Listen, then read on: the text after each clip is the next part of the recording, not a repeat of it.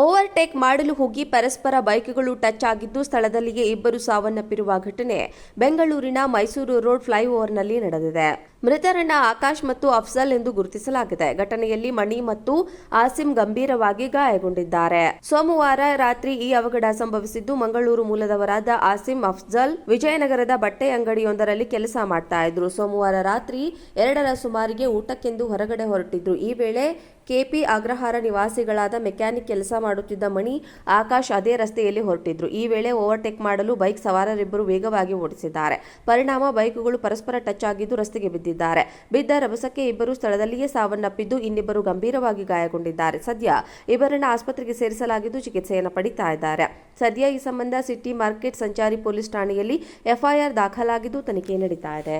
Overtake ಮಾಡಲು ಹೋಗಿ ಪರಸ್ಪರ ಬೈಕ್ಗಳು ಟಚ್ ಆಗಿದ್ದು ಸ್ಥಳದಲ್ಲಿಯೇ ಇಬ್ಬರು ಸಾವನ್ನಪ್ಪಿರುವ ಘಟನೆ ಬೆಂಗಳೂರಿನ ಮೈಸೂರು ರೋಡ್ ಫ್ಲೈಓವರ್ನಲ್ಲಿ ನಡೆದಿದೆ.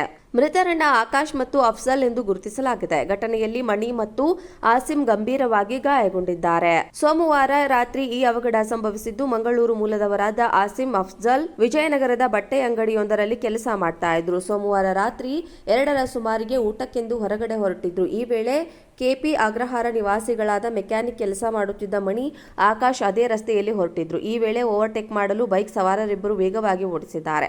ಪರಿಣಾಮ ಬೈಕ್ಗಳು ಪರಸ್ಪರ ಟಚ್ ಆಗಿದ್ದು ರಸ್ತೆಗೆ ಬಿದ್ದಿದ್ದಾರೆ.